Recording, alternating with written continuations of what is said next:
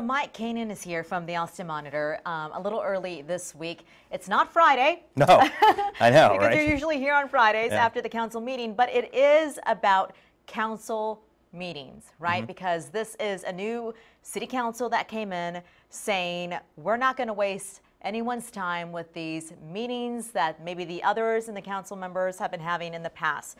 What did the Austin Monitor find out, though, Mike? We found out that they're meeting actually more than double than their predecessors did. Right. At the same during the same time period last year. And I think, you know, to be honest, it was not all that surprising to us, given the fact that we're sitting in those meetings.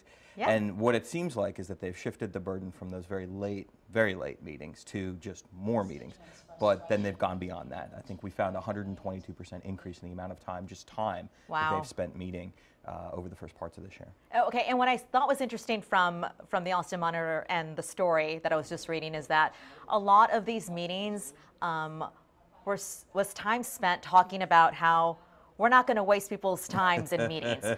What is that all about? It's a little crazy, right? Yes. I mean, and I think that, you know, the mayor told us that he's still happy with how the system's working, and I think that he'll probably stand by that for a while. But I think you're starting to see a little fracturing on that. I don't know that everybody's happy with how it's working. I know that advocates probably aren't all that happy. You know, I think it's probably harder to get a hold of your council member because your council member's in more meetings. Right. You can probably still go try and meet with staff, but staff is also in more meetings. And on top of that, city management is in more meetings because they have to staff these things.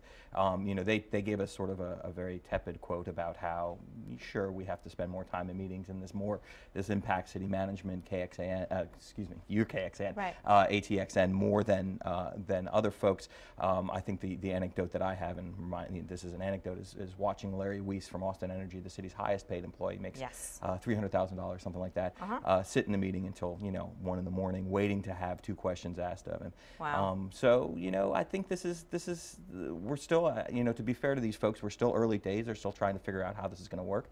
But, you know, what we found is that maybe it's not working as well as they intended. So are they saying we can do better in the future? Is this going to get better at all? What are you thinking? I think the mayor thinks that it's going to get better. I'm not sure that they're looking to change much right now. You do have that, we reported last week, maybe a week before, about this group of council members, 4 of them, the mayor, council member Ann Kitchen, council member Greg Casara, Mayor Pro Tem Kathy Tova, sort of meeting about meetings. Wow, yeah. So more meetings about meetings. More meetings about meetings. So there will probably, I imagine there'll be changes, but it is sort of, it's an interesting snapshot of what's going on. It is ironic, isn't it? It is. All right, thank you so much for joining us. More in the Austin Monitor about this story. We'll be right back.